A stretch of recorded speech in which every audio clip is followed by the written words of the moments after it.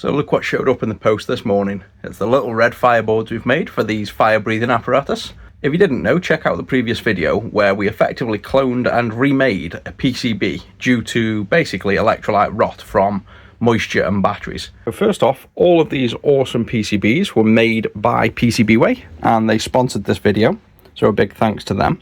The issue we have with these is moisture seems to get in, probably through the battery spring location, and it rots the PCBs. Now we've got already 5 into repair and probably more. So instead of using the old PCBs and doing trace damage and, wire repairs on something so critical, I've remade the circuit and made these new little PCBs. I'm going to salvage both battery springs and the little rivets from the original boards, but we're going to use a brand new fuse and a whole bunch of brand new current limit resistors. So this should be fairly easy. We'll just put one side of the fuse in and then solder the other side. And the other technique I like to use, just because it centers the components much easier, is just blob some solder on each pad. And now just take your hot air and we're just going to hot air each component into place so we can warm up a little bit. Place the resistor down. And you can see it just flows nicely into place and perfectly center. So that's the easy part, the resistors and fuse have fit.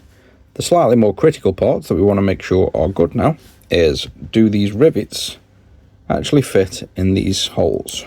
They should do, because we've scanned the board one for one. Nice, there you go. Flux on top.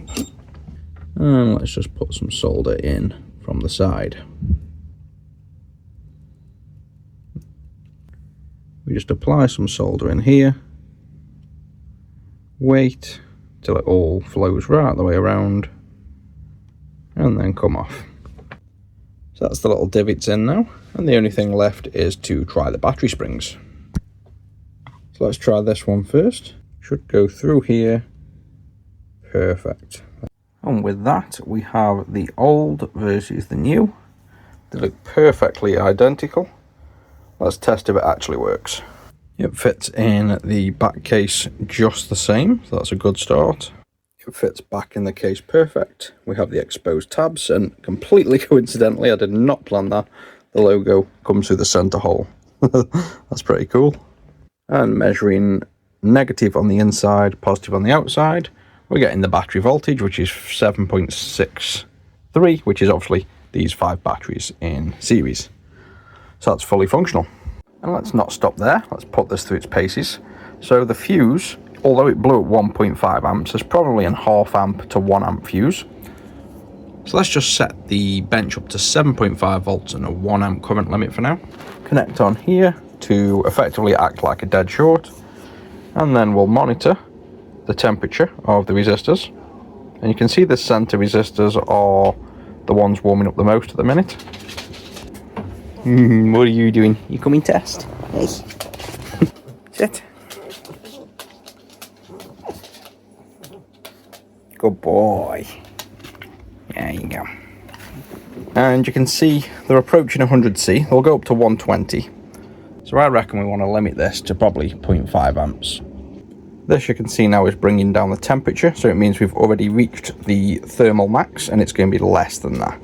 So I reckon we'll change this fuse to a half amp fuse. I can't imagine it being a heavily used system with a lot of current, and it's better to be safe first and have a fuse blow than resistors that will get hotter. I do not think they should be getting anywhere near 90 degrees. And one last step for this, considering all these are rotting due to water ingress, I'm going to coat the board in some acrylic conformal coating.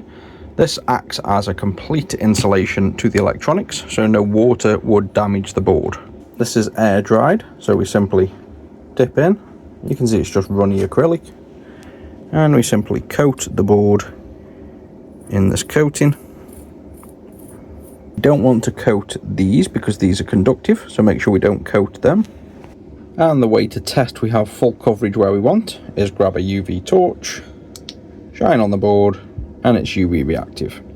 So this doesn't cure the conformal coating, this is just to see where you've applied it. So you can see the tabs are clear, but all the resistors and the fuse is completely covered. So that means this board, when this coating is dried in a few hours, will be completely non-conductive to the touch.